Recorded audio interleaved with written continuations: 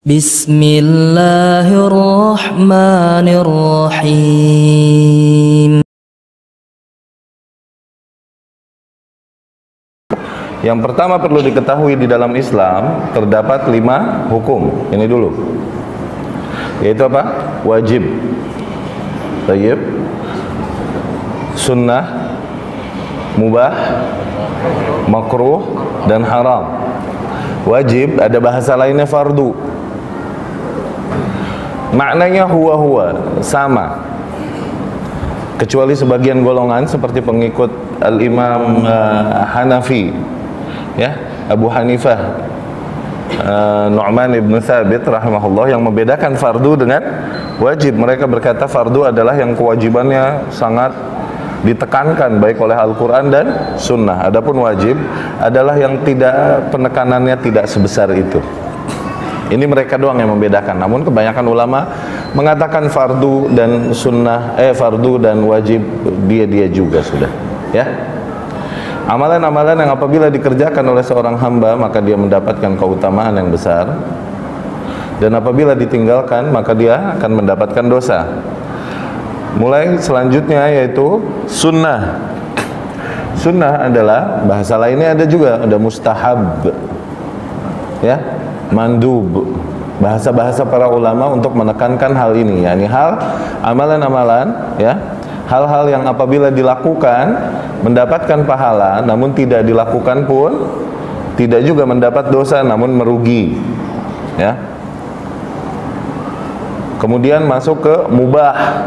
Mubah adalah titik netral. Titik netral, yakni tidak ada larangan dan tidak ada perintah pada hal tersebut. Mubah adalah al-aslu fil asya. Al-aslu fil asya maknanya hukum asal atau hukum inti dari segala hal itu mubah. Nanti ini yang akan kita jelaskan.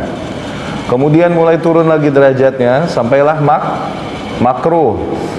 Makruh ini apa-apa yang mulai ada larangannya, ya.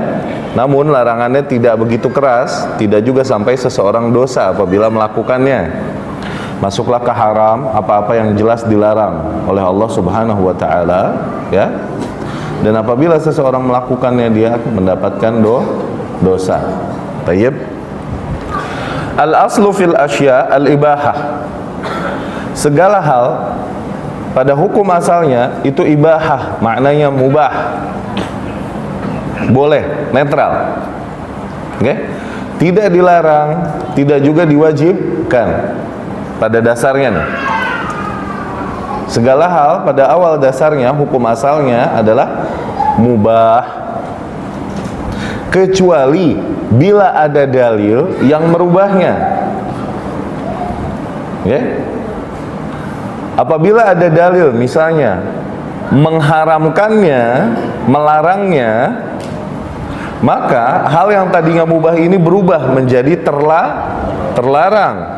Nanti larangan ini kadarnya bisa sampai derajat haram atau mungkin sampai derajat makruh saja. Contohnya, misal minum sambil berdiri, oke? Mubah dasarnya boleh. Namun ternyata ada dalil yang melarang. Rasulullah SAW berkata yang maknanya la yashrabanna. Di sini ada TK rupanya. Ada taman kanak-kanak di Al-Muhajirin. La yashrabanna ahadukum qa'iman. Jangan salah seorang di antara kalian minum sambil berdiri. Adalah sebuah larangan. Tadinya mubah, mulailah terlarang. Karena apa? Datangnya sebuah larangan dari Rasul Shallallahu Alaihi Wasallam. An-nahyu yufidu tahrim. Yang namanya larangan ini memberi makna, memberi nilai keharaman pada awalnya. Yang namanya dilarang, namanya larangan, ini memberi makna keharaman, terlarang. Maknanya apabila larangan tersebut dilanggar, seseorang mendapatkan dosa. Tayyib. Nah, dilaranglah oleh Rasulullah SAW minum sambil berdiri. Jadilah posisinya diharam. Namun ternyata ada dalil lain lagi yang meringankan larangan ini tidak sampai titik haram. Misalnya hadisnya Ummu Sulaim radhiyallahu anha, di mana dikatakan bahwa Rasul Shallallahu Alaihi Wasallam meminum dari tempat minumku sambil berdiri. Kemudian aku lihat di mana tempat minumnya Rasul Shallallahu Alaihi Wasallam, kemudian dipotongnya dan disimpannya tempat bekas nempelnya bibir Rasul Shallallahu Alaihi Wasallam ini.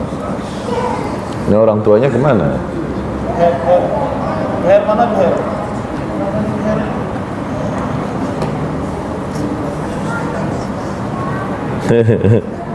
Barakallahu fikum. Baik ikhwani wa akhwati rahimakumullah, demi Allah baik memperkenalkan anak-anak kita kepada rumah Allah, kepada majelis ilmu, baik, tapi bukan berarti kemudian kita lepaskan sehingga menjadi madarat bagi saudara kita yang lain yang hendak beribadah di rumah Allah. Baik, bukan enggak baik, cuma jangan dilepas ya. Tayyib, kita kembali ke materi kita. Ketika tidak ada dalil yang memalingkannya dari keharamannya, maka dia tetap pada posisi haram. Contoh, maisir misalnya, mengundi, judi. Segala sesuatu pada hukum dasarnya boleh, mubah. Oke, berarti judi boleh. Cuman ternyata datang dalil yang melarang judi. Ya, innamal maisiru wal ansabu wal azlamu rijsun min amali syaitan fajtanibu jauhi. Oke, ini udah mulai sebuah larangan. Berubahlah dia tadinya dari boleh menjadi terlarang, jadi haram. Baik. Dan tidak ada dalil yang memalingkannya dari haram ini ke derajat makruh, maka tetaplah dia di posisi haram. Ya, inilah kenapa sesuatu bisa menjadi haram, kenapa sesuatu bisa menjadi makruh. Ya. Begitupun yang wajib. Ketika tadi kaidahnya adalah an-nahyu yufidut tahrim, larangan memberi makna pengharaman, maka al-amru, perintah, yufidul wujub, memberi makna kewajiban. Maknanya sesuatu apabila diperintahkan oleh syariat, oleh nas, oleh Al-Quran atau Sunnah, maka langsunglah dia sampai, ya ini berubah, posisinya tadinya boleh, hanya sebatas boleh, menjadi wajib. Kecuali nanti ada juga dalil yang memalingkannya dari kewajiban. Turunlah dia derajatnya dari wajib menjadi mustahab, misalnya. Oke? Contohnya, ya, di mana disunnahkan apa-apa yang Rasulullah SAW sunnahkan, apa-apa yang Rasulullah SAW ajarkan dari fi'liyahnya, pekerjaan-pekerjaan Rasul SAW. Okay? Jadi perintah dan larangan kelak tidak juga selalu Rasul berkata perintah, larangan, tidak. Hal ini disimpulkan oleh ulama dengan lafaz-lafaz yang berbeda. Allah Subhanahu wa taala misalnya berfirman, kutiba alaikumus siyam, ditulis, kutiba yakni ditulis, artinya ditulis atas kalian untuk berpuasa. Ada nggak kata-kata perintah di situ? Nggak ada. Cuman dapat difahami dari gaya Allah berbicara di dalam ayat-ayat yang lain. Kutiba di sini maknanya diwajibkan atas kalian berpuasa. Baik, ada nggak perintah di situ? Nggak ada perintah. Cuman Allah bilang hal tersebut diwajibkan, maka jadilah perintah bagi kita untuk berpuasa, yakni Ramadan. Tidak ada yang memalingkannya dari kewajibannya, maka jadilah hal tersebut wajib. Baik. Ketika sebuah perintah ada dalil yang memalingkannya, maka berubahlah perintah tersebut yang telah diperintahkan dari wajib turun derajatnya menjadi mustahab, menjadi sunnah. Ya. Baik, sampai situ dulu. Faham? Kemudian ketahuilah bahwa apa-apa yang diharamkan oleh Allah Subhanahu wa taala, ya, apa-apa yang diharamkan oleh Allah Subhanahu wa taala, ini ada dua jenis. ada haramnya li dzatih, ada haram li ghairih. Haram karena zatnya haram, ada haram karena unsur lain yang membuatnya haram. Perhatikan apa-apa yang diharamkan oleh Allah Subhanahu wa ta'ala, maka tidak lepas dari dua jenis ini. Haramnya bisa li dzatih atau li ghairih. Haram li dzatih maknanya haram karena zatnya haram. Seperti misalnya syirik atau babi. Babi ini kita boleh beli, boleh nemu, boleh berburu, tetap aja hukumnya haram. Iya enggak? Ada haram yang karena unsur lain yang membuatnya haram. Yaitu apa? Misalnya uang haram. Apakah uangnya haram? Zat uangnya haram? Ana menghasilkan uang dagang, uangnya haram nggak? Oke? Ana menghasilkan uang dari warisan, uangnya haram nggak? Dari rampasan perang, uangnya haram nggak? Oke? Tapi kalau dari nyopet, berubah nggak hukumnya? Dari riba, berubah nggak hukumnya? Oke? Nah, keharaman yang ada di situ bukan karena zatnya haram, tapi apa? Haram karena hal lain yang membuatnya haram. Dalam hal ini, dalam kasus uang ini, yaitu karena the way you earn it, cara kau menghasilkannya yang haram. Baik. Ada juga bisa diharamkan sesuatu karena apa? Efek yang akan terjadinya kelak. Termasuk haram li ghairi. Contoh, melihat boleh gak? Melihat boleh, tayyib. Tapi melihat yang bukan mahram, wanita ajnabiyah, boleh gak? Haram, berubah. Diperintahkan bagi kita untuk mengghaddul basar, tutup, tunduk, begitu kan? Iya gak? Kenapa? Padahal melihat boleh kan? Yani Allah Subhanahu wa ta'ala berikan kita mata, masa nggak boleh melihat? Karena efek yang akan terjadi berangkat dari melihat kepada yang itu. Tayyib?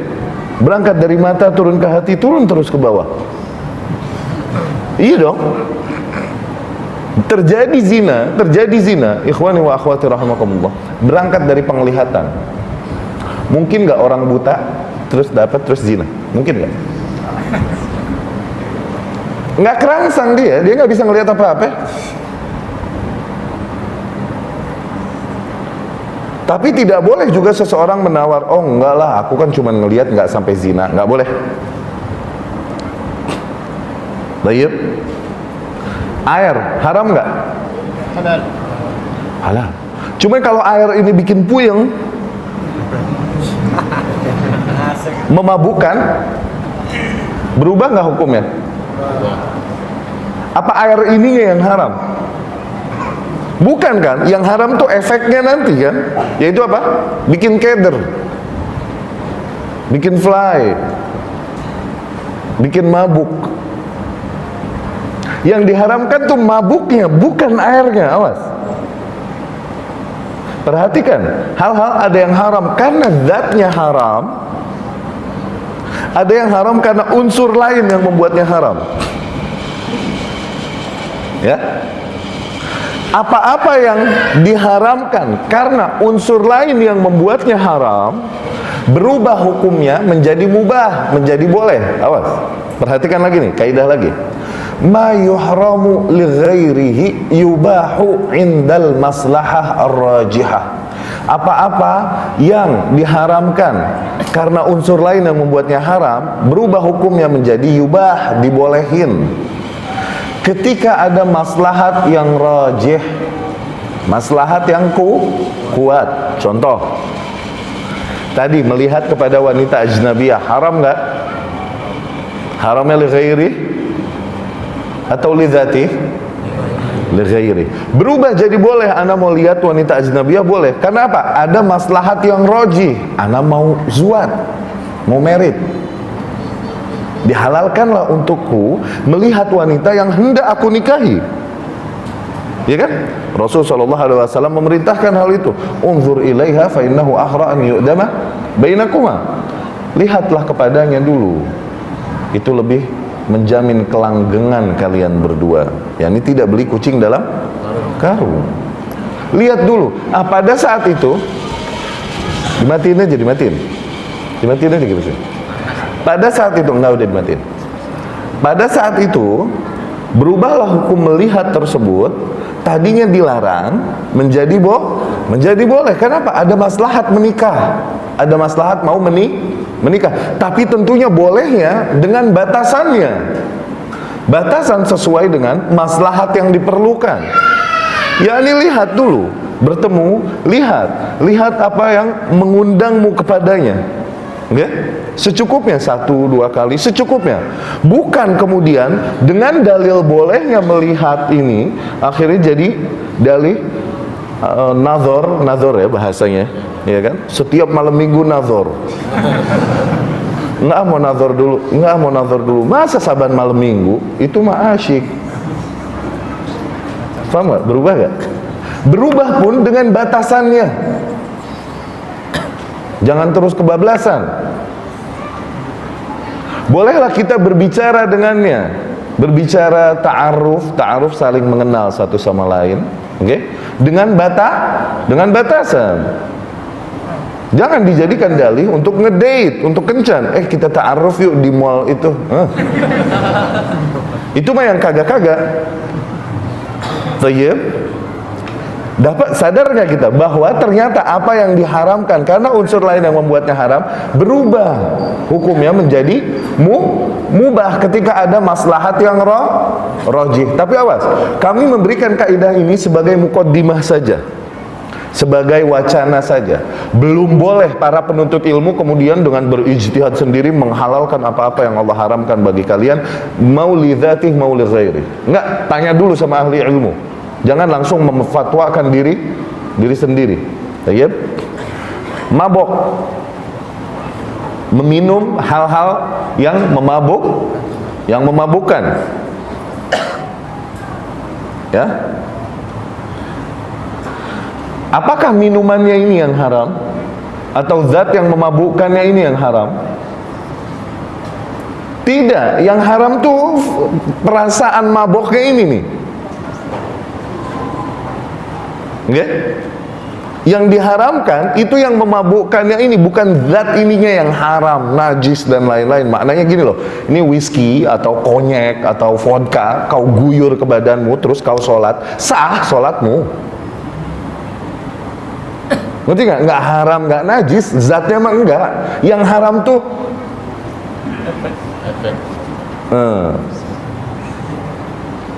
maboknya itu yang haram.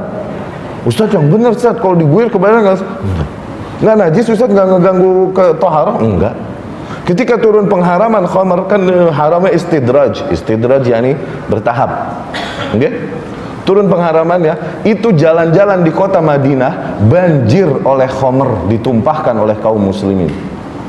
Apakah Rasulullah SAW memerintahkan kaum muslimin untuk siram dengan air? Diperintahkan nggak? Beda waktu Badawi, orang Badui ada yang kencing di masjid. Iya gak? Kemudian para sahabat nafsu pengen ini. Kata Rasulullah SAW, la taqta'u alaihi baulah, jangan kau hentikan kencingnya, kasihan. Udah biar dia kelarin, kemudian subba alaihi bidalwin milma, siram dengan sewadah air kencingnya nih, siram dengan sewadah air, dibasuh, harus dibasuh. Beda nggak dengan khamr airnya? Tayyib. Maka bukan zatnya yang diharamkan, dinajiskan khamr, la. Tapi apa? Maboknya. Ya. Namun ada maslahat yang penting. Seperti apa? Misalnya keperluan medis. Keperluan medis. Berubahlah hukum yang memabukkan tadi ini, tadinya diharamkan menjadi mubah. Untuk apa? Untuk painkiller, untuk membunuh rasa sakit. Ketika seseorang mesti melakukan operasi, haruskah dia dalam keadaan sadar ngelihat perutnya teboek? Iya gak? Dan awas, mungkin seseorang akan bertanya, apalah dalilnya diharamkan morfin dan apapun yang memabukkan? Kemarin telah kita jelaskan, di Islam apa-apa yang diharamkan, tidaklah selalu disebutkan per item. Karena apa? Bayangkan kalau Rasul SAW sebutkan hukum dengan setiap itemnya. Hadis ada berapa? Yang ada aja sekarang susah untuk dikuasai. Nggak mungkin ada satu orang menguasai seluruh hadis Rasul, itu mustahil. Orang zaman dulu aja yang hafalannya luar biasa nggak bisa, apalagi yang sekarang. Baik. Maka yang diharamkan oleh Rasul SAW apanya? Yakni satu hal yang menjadi kesamaan pada hal-hal yang lain, sifat mushtarakah, sifat yang sama. Contoh, Rasul SAW mengharamkan setiap hal yang memabukkan, kullu muskirin khamrun. Setiap hal yang memabukkan itu khamr. Dulu hal yang memabukkan pada zaman Rasul itu cuman inab, wine, anggur. Zaman Rasul belum ada whisky, belum ada konyek, belum ada gele, putau, bedak bayi, belum ada. Nggak bakalan kalian temukan Rasul mengharamkan hal-hal tersebut, nggak ada. Tapi ada sifat yang diharamkannya, yaitu apa? Memabukkan. Maka benda apapun ketika mendapatkan efek yang sama, hajar, haram. Inilah sistematisnya Islam. Begitupun binatang-binatang kemarin kita jelaskan. Rasul tidak absen kebun binatang. A, anjing, haram. Ayam, halal. Nggak mungkin. C, cacing. Ya nggak? Kaf, kecoa, haram. Apa? Nggak mungkin kebanyakan. Rasul sebutkan sifat-sifatnya aja yang membuatnya menjadi haram. Bangke, kemudian la yahillu lakum kullu dzinabin minas siba', tidak halal bagi kalian setiap hewan buas yang bertaring. Barulah kita bisa menerapkan serigala. Halal apa haram? Rasul pernah menyebutkan keharamannya nggak? Enggak. Tapi kenapa jadi haram? Ada sifat yang pernah diharamkan Rasul, yaitu apa? Buas nggak? Bertaring nggak? Begitupun beruang, macan. Iya nggak? Jadi nggak semua binatang mesti diabsen oleh Rasul SAW. Inilah sistematisnya Islam. Ya.